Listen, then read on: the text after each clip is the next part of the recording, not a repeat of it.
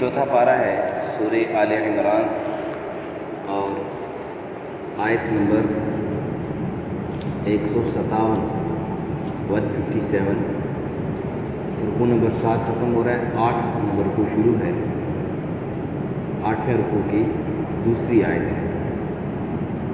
چوتھا پارہ ہے، چوتھے پارے کا 8واں رکوع جاری ہے، 8ویں رکوع کی دوسری آیت نمبر 157 سورہ آل عمران۔ اعوذ باللہ من الشیطان الرجیم، بسم اللہ الرحمن الرحیم۔ وَلَئِن قُتِلْتُمْ فِي سَبِيلِ اللَّهِ أَوْ مُتُّمْ لَمَغْفِرَةٌ مِّنَ اللَّهِ وَرَحْمَةٌ خَيْرٌ مِّمَّا يَجْمَعُونَ۔ وَلَئِن مُتُّمْ أَوْ قُتِلْتُمْ لَإِلَى اللَّهِ تُحْشَرُونَ۔ فَبِمَا رَحْمَةٍ مِّنَ اللَّهِ لِنتَ لَهُمْ وَلَوْ كُنتَ فَظًّا غَلِيظَ الْقَلْبِ لَانفَضُّوا مِنْ حَوْلِكَ فَاعْفُ عَنْهُمْ وَاسْتَغْفِرْ لَهُمْ وَشَاوِرْهُمْ فِي الْأَمْرِ فَإِذَا عَزَمْتَ فَتَوَكَّلْ عَلَى اللَّهِ إِنَّ اللَّهَ يُحِبُّ الْمُتَوَكِّلِينَ۔ صدق اللہ العظیم۔ وَلَئِن قُتِلْتُمْ، اور اگر آپ کو قتل کر لیا جائے، فی سبیل اللہ، اللہ کے راستے میں، یعنی اگر آپ شہید کر دیے جائے، او متم، یا ویسے ہی آپ کو موت آ جائے، لمغفرۃ من اللہ ورحمۃ، تو ضرور اللہ کی بخشش اور اللہ کی مہربانی، اللہ کی رحمت، خیر، بہت بہتر ہے اس چیز سے، مما یجمعون، جو دنیا میں رہتے ہوئے تم جمع کرتے ہو، یعنی دنیا کے مال و متاع سے اللہ کی مغفرت اور اللہ کی رحمت، جس کا اللہ تعالیٰ نے مسلمانوں سے، ایمان والوں سے، اعمال صالحہ والوں سے جو وعدہ کیا ہے، وہ بہت بہتر ہے۔ اور فرمایا وَلَئِن مُتُّمْ أَوْ قُتِلْتُمْ، اور اگر تم مر جاؤ، او قتلتم، یا تم قتل کیے جائیں، یعنی آپ کو شہید کر دیا جائے یا ویسے ہی قتل ہو جاؤ، لَإِلَى اللَّهِ تُحْشَرُونَ، ہر دو صورتوں میں آپ کو اللہ کے پاس جمع ہونا ہے۔ فَبِمَا رَحْمَةٍ مِّنَ اللَّهِ لِنتَ لَهُمْ، سو کیا کتنی بڑی اللہ کی رحمت ہے آپ پر، آپ صلی اللہ علیہ وسلم کے لیے اللہ فرما رہے ہیں کہ لِنتَ لَهُمْ، اللہ نے آپ کو نرم دل بنایا ہے۔ وَلَوْ كُنْتَ فَظًّا غَلِيظَ الْقَلْبِ، اور اگر آپ سخت دل ہوتے اور تنگ، یعنی سخت زبان ہوتے، لَانفَضُّوا مِنْ حَوْلِكَ، تو یہ جو آپ کے ارد گرد صحابہ جمع ہیں، یہ آپ کے ہرگز جمع نہ ہوتے، بلکہ متفرق ہو جاتے، بکھر جاتے۔ فَاعْفُ عَنْهُمْ، سو آپ ان کو معاف بھی کر دیا کریں، وَاسْتَغْفِرْ لَهُمْ، اور ان کے واسطے مجھے بھی کہہ دیا کریں اللہ ان کو معاف کر دے، وَشَاوِرْهُمْ فِي الْأَمْرِ، اور ان سے آپ مشورہ بھی کر لیا کریں، فَإِذَا عَزَمْتَ، اور پھر جب آپ عزم کر لیں، فَتَوَكَّلْ عَلَى اللَّهِ، یعنی مشورے میں جو چیز طے ہو جائے، فَتَوَكَّلْ عَلَى اللَّهِ، پھر اللہ پر بھروسہ کریں، إِنَّ اللَّهَ يُحِبُّ الْمُتَوَكِّلِينَ، اللہ جو ان لوگوں کو پسند فرماتا ہے، محبت کرتا ہے جو اللہ پر توکل بھروسہ کرتے ہیں۔ میں نے عرض کیا تھا کہ یہ گفتگو چل رہی تھی غزوہ احد کے متعلق، کہ غزوہ احد میں مشرکین نے، منافقین نے مسلمانوں کو ورغلانے کی کوشش کی اور کہا کہ اگر ہمارا بس چلتا، هل لنا من الامر من شيء، لو كان لنا من الامر شيء ما قتلنا هاهنا، کہ ہماری بات مانا کرو یار، ہماری بات مانو گے تو کامیاب ہوگے۔ تو اللہ تعالیٰ نے جو کل کی آیات ہیں، اللہ تعالیٰ نے فرما دیا کہ دیکھو، تم مفہوم اس کا کہ تم جدھر بھی ہو، جہاں کہیں بھی ہو، جب موت کا وقت آئے گا تو موت کی جگہ پر خود بخود آپ کو پہنچنا پڑے گا، چاہے آپ اس پر راضی ہوں چاہے ناراض ہوں۔ اب جیسے ہمارے موجودہ آپ سوچ لے لیں کہ اللہ نے ان کا انتقال کرنا سابقہ مرضی میں لکھا تھا، اب رہتے یہ یہاں پر تھے، دن بھی اللہ کی طرف سے مقرر تھا، اللہ تعالیٰ نے ان کو وہاں پہنچایا اور وہاں پر روکا. یہ میں آپ کو حالیہ واقعہ بیان کر رہا ہوں. جس انسان کی جہاں موت لکھی ہے وہاں پر وہ پہنچے گا. اور اچھا، جس حال میں اس کی موت لکھی ہے نا وہ بھی اس پر آئے گی.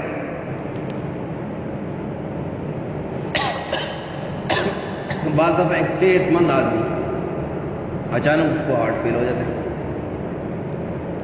اب لوگ کہتے ہیں تو بالکل ٹھیک ٹھاک ہے، اس کو کیا ہوگا؟ صحت مند آدمی ہے، رات کو سویا صبح اٹھا ہی نہیں. تو جس جگہ پر جس حال میں موت لکھی ہے، جس وقت موت لکھی ہے، اسی جگہ پر اسی حال میں اسی وقت آپ کو موت آئے گی. اور پھر یہ جو جنگیں ہیں اللہ کے راستے میں نکلنا ہے، خاص کر ہمارے جو فوجی بھائی ہیں، جو محافظین ہیں اس ملک کے، اسلام دین اسلام کے محافظین ہیں، بلکہ میں تو یہ سمجھتا ہوں کہ مجاہدین ہیں. مجاہد اسی کو کہتے ہیں نا جو دین اسلام کی خاطر لڑتا ہے. تو ہمارے فوجی بھائی جو لڑتے ہیں تو دین اسلام کی خاطر، پاکستان مسلمانوں کی خاطر ہی تو لڑتے ہیں. تو ان کو تو اور اس کی وجہ سے ان کا حوصلہ بلند ہونا چاہیے کہ دیکھو کافر مر گیا تو مر گیا، اس کی لاش ان کو مل گئی تو انہوں نے یا تو اس کو جلا دینا یا کوئی اور اپنی رسم و رواج کرنی. مسلمان ہے، اس کا اکرام ہے اللہ کے ہاں.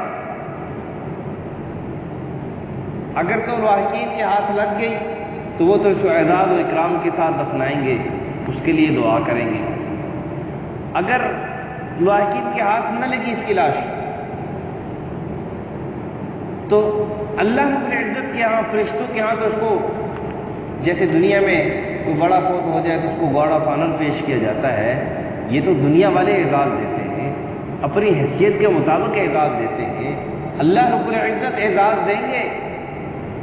ہاں، ہم اپنی حیثیت، اپنی سوچ، اپنی سمجھ کے مطابق اعزاز دیتے ہیں. اللہ رب العزت جو اعزاز دیں گے، کیا پدی کا شوربہ، کیا ہماری حیثیت، کیا ہماری سوچ، کیا ہماری سمجھ. اللہ رب العزت کیا اعزاز دیں گے انسان جو اللہ کی مان کر زندگی گزارا. تو ان آیاتوں کا خلاصہ کلام یہی ہے کہ دیکھو زندگی موت اللہ کے ہاتھ میں ہے، جنگ میں نہیں ہے. خالد بن ولید ساری زندگی لڑتے رہے، ساری زندگی جنگوں میں گزار دی. بلکہ روایت میں آتے ہیں، وہ فرماتے ہیں کہ میرے جسم میں ایک بالش بھی ایسی جگہ نہیں ہے کہ جس پر زخم موجود نہ ہو.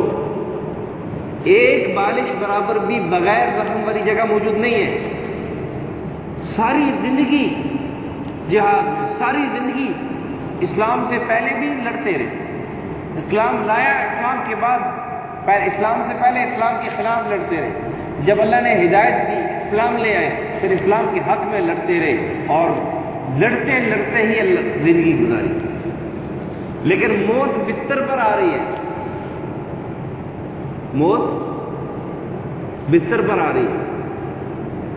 بہت دفعہ آپ نے واقعات سنے ہوں گے کہ ایک بہت بڑا اجرتی قاتل ہے، بہت بڑا غنڈہ ہے، ڈاکو ہے، ساری زندگی لوگوں کو قتل کرتے ہوئے گزر گئی، لیکن خود اس کی موت بستر پہ آ گئی. تو زندگی موت یہ اللہ کے ہاتھ میں ہے، یہ جنگوں میں نہیں ہے. اس لیے اگر ہمارے کسی بھائی کی ڈیوٹی کسی ایسی جگہ پر لگ جائے جہاں پر ایسے حالات سخت ہو تو دل برداشتہ نہ ہو. اللہ صاف کہہ رہے ہیں وَلَئِن قُتِلْتُمْ، شہید کر دیے گئے، او مُتُّمْ یا مر گئے. پہلی بات تو یہ کہ دونوں صورتوں میں تم نے اللہ کے پاس جانا ہے. دونوں صورتوں میں اللہ کے سامنے پیشی ہے. اور پھر اللہ یہ بھی سمجھا رہے ہیں کہ دنیا کے اندر رہتے ہوئے انسان کہتا ہے میں زندہ رہ گیا تو مال جمع کر لوں گا، تھوڑی سی پراپرٹی بنا لوں گا، یہ کر لوں گا، وہ کر لوں گا، وہ کر لوں گا. اللہ کہتے ہیں جو اللہ کے پاس ہے اس سب سے بہتر ہے. ما عندکم ينفد وما عند اللہ باق. جو تمہارے پاس ہے اللہ صاف فرما رہے ہیں وہ فنا ہونے والا ہے، وہ عارضی ہے، وہ عارضی ہے. جو تمہارے پاس ہے یہ ٹیمپریری تمہارے پاس ہے. چیز بھی ٹیمپریری ہے، تم اس کے جو مالک ہو وہ بھی ٹیمپریری مالک ہو، نہ یہ چیز پکی ہے نہ تم اس کے مالک پکے۔ ہاں جو اللہ کے پاس ہے، کیونکہ اللہ کے پاس وہ جو چیز ہے وہ ہے بھی ہمیشہ کے لیے، اور اللہ بھی اس کا پکا مالک ہے۔ اس لیے انسان کو اس پر دل برداشتہ نہیں ہونا چاہیے، پریشان نہیں ہونا چاہیے کہ میں کہیں بارڈر پہ چلا گیا، میری ڈیوٹی لگ گئی تو پتہ نہیں کیا بنے۔ دیکھو موت جہاں لکھی ہے وہیں پہ آئے گی۔ اس سے بڑی خوش قسمتی کی کیا بات ہے کہ آپ مسلمانوں کی حفاظت کرتے ہوئے اللہ آپ کو شہادت کا درجہ نصیب کر دے، کہ ہزاروں مسلمانوں کی یہ دعائیں نہ بھی کریں تب بھی ان کے اعمال کی برکت میں آپ کے لیے حساب صاحب ہو رہے ہیں، ان کا حساب صاحب آپ کو پہنچ رہے ہیں کہ آپ حفاظت کر رہے ہو، آپ نے حصار میں لیا ہوا ہے، حفاظت کر رہے ہو، امن کے ساتھ مسلمان نماز پڑھ رہے ہیں، امن کے ساتھ قرآن کی تلاوت کر رہے ہیں، امن کے ساتھ رہ رہے ہیں، نیک کام کر رہے ہیں۔ تو اس لیے سمجھانا مقصود یہ ہے، خلاصہ کلام یہی ہے کہ یہ جو زندگی موت ہے یہ اللہ کے ہاتھ میں ہے۔ جنگ میں زندگی موت جنگ کے ہاتھ میں نہیں، لڑائی کے ہاتھ میں نہیں ہے، یہ تو اللہ کے ہاتھ میں ہے۔ جس جگہ جس حال میں موت آنی ہے وہ تو ویسے ہی آنی ہے۔ اللہ سے شہادت کی موت مانگ لیا کرو۔ حضرت عمر رضی اللہ تعالیٰ عنہ کے متعلق آپ نے سنا ہوگا، فرمایا کرتے تھے اللہ مجھے شہادت دے دے، شہادت کی موت دے دے۔ اور روایت میں آتا ہے کہ وہ فرماتے تھے کہ مجھے مصلی رسول پر شہادت کی موت دے دے، بعض روایت نہیں بھی آتا۔ میں ان کی جو گفتگو ہے اس کا خلاصہ کلام عرض کر رہا ہوں، یا رسول اللہ کے شہر میں مجھے شہادت کے درجہ دے۔ حضرات صحابہ کہتے تھے اے امیر المومنین کیا آپ چاہتے ہیں یہاں پر فساد ہو؟ کہا اللہ نہ کرے فساد ہو۔ کہا پھر آپ کو کیسے شہادت؟ کیا ایک تم نے دینی ہے اللہ نے دینی ہے؟ مانگ کس طرح؟ تم سے مانگ رہا ہوں اللہ سے مانگ رہا ہوں؟ ہاں وہ تھی نا ایک صحابی تھے نا، ان کا نام میرے ذہن سے نکل گیا، آپس میں نا میاں بیوی کی بڑی محبت تھی، تو دونوں ایک دوسرے سے محبت میں کہتے تھے کہ اگر میں پہلے مر گیا تو تو شادی کر لینا، اور اگر تو مر گئی نا تو میں شادی نہیں کروں۔ مطلب ایک دوسرے سے محبت کا اظہار کرنا، دونوں ایک دوسرے سے کیا کہتے ہیں۔ خیر ہوا یوں کہ کسی غزوہ میں اس صحابی کی شہادت ہوئی، شہید ہوئی۔ اللہ کے حبیب صلی اللہ علیہ وسلم نے نقصان کے موقع پر دعا تعلیم فرمائی ہے، مختلف الفاظ کے ساتھ مختلف روایت میں آئی ہے، اللہم اجرنی فی مصیبتی واخلفنی خیرا منہا، اللہم اجرنی فی مصیبتی واخلفنی خیرا منہا، کہ اے اللہ جو مجھے مصیبت ملی اس پر تو اجر عطا فرما، اور اس کا بہترین بدلہ مجھے عطا فرما۔ جب صحابی شہید ہوئے، عدت پوری ہو گئی، خبر ملی شہادت، تو یہ دعا پڑھنے لگے۔ صحابہ عمل بھی کرتے تھے نا، صحابہ یہ نہیں کہ مسئلہ سن لیا تو اس کو عمل بھی کرتے تھے، یہ نہیں کہ بس سن لیا ایک کان سے سن لیا دوسرے سے نکال دیا، نہیں عمل بھی کرتے تھے۔ خبر ملی تو دعا پڑھنے لگی۔ دعا پڑھنے سے پہلے دل میں ذرا سوچ سی آئی، کھٹکا سا آیا، خود بیان کرتے ہیں کھٹکا، کہ اتنا محبت کرنے والا صحابی، اتنا خیال رکھنے والا انسان، اس سے بہتر کون ہوگا؟ تو جس دل نے سوال اٹھایا تھا اسی دل نے جواب بھی دیا، کیونکہ وہ دل بھی وہ تھا کہ جس دل میں اللہ رہتے تھے، جس دل میں اللہ رہتے تھے، اور وہ اعضاء جو وارث بھی وہ تھے کہ جو اللہ کی محبت میں اور اللہ کی حکم میں اور اللہ کی اطاعت میں زندگی گزارتے تھے، ان کی سوچ و فکر اللہ کے حکم کے مطابق تھی۔ تو کیا ہوا؟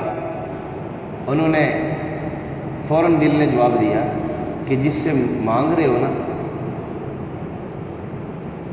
کرنا اس نے ہے، اور وہ کر سکتا ہے، یہ تمہارا کام نہیں ہے کس نے دینا ہے، تمہارا کام کیا ہے؟ عمل کرنا ہے، باقی کہاں سے، کیسے، کس طرح، یہ سب اللہ کے کام ہے۔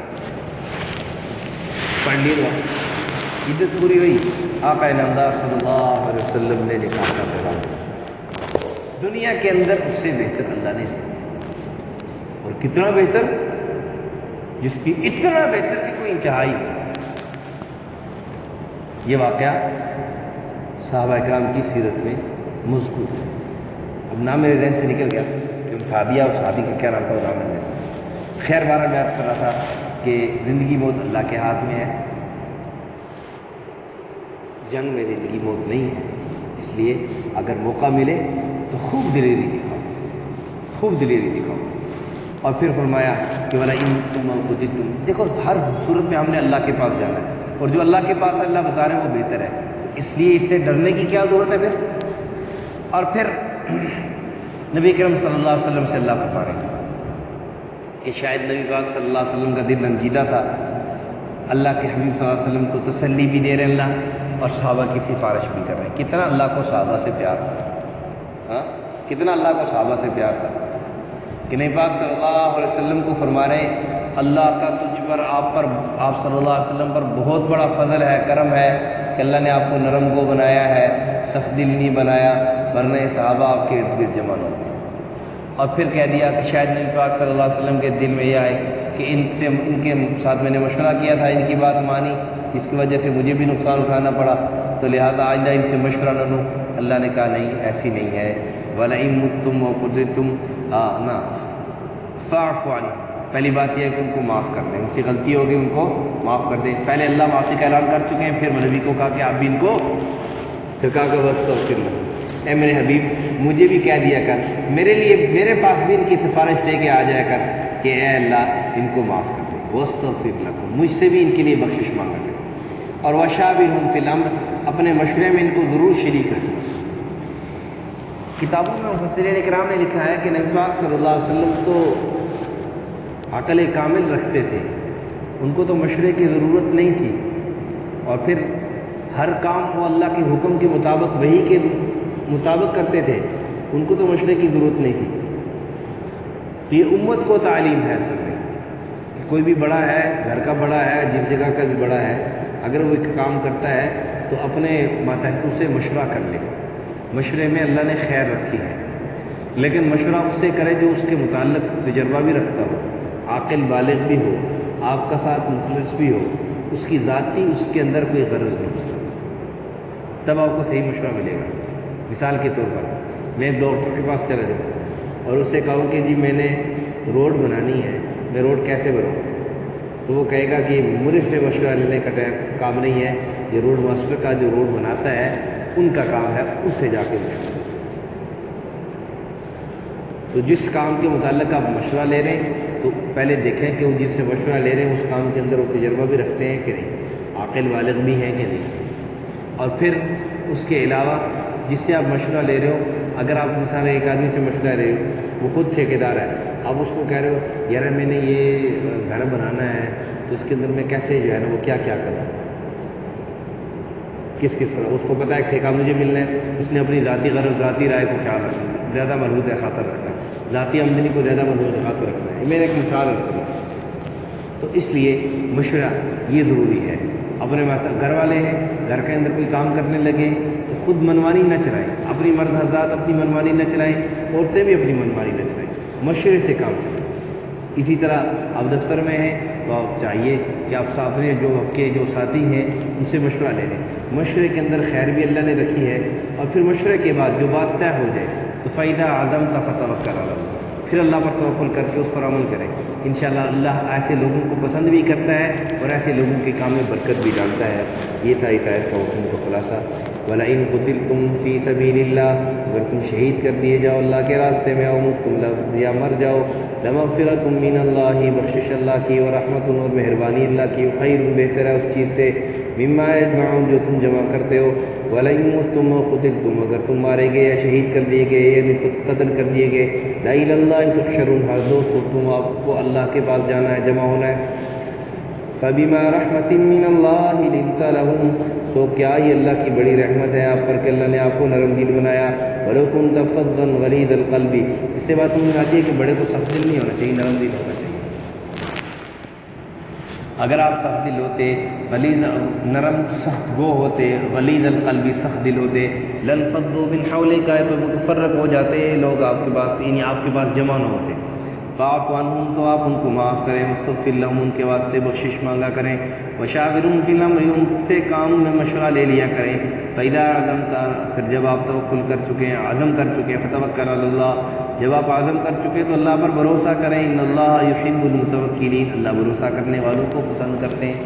الحمدللہ رب العالمین والعاقبۃ للمتقین والصلاۃ والسلام علی اشرف الانبیاء والمرسلین وعلی الملائکۃ المقربین وعلی عباد اللہ الصالحین۔ یا اللہ ہم سب کے سارے گناہوں کو معاف فرما، تمام خطاؤں سے درگزر فرما۔ یا اللہ ہمارے کرم صاحب کبھی بیٹھ کے درس سن لیا کرتے تھے اور کبھی واٹس ایپ پہ آن لائن درس سن لیا کرتے تھے۔ یا اللہ آج ہمارے درمیان موجود نہیں ہیں، اللہ ان کی مغفرت فرما، اللہ ہمیں بھی فکر آخرت نصیب فرما، کل کیا پتہ کون ہے کون نہیں، اللہ سب کی یا اللہ اعمال صالحہ سب کو اس کی توفیق نصیب فرما، سب کو آخرت کی تیاری کی توفیق نصیب فرما، سب کو اس حال میں موت آئے کہ تجھ سے راضی ہو وہ تجھ سے راضی ہو۔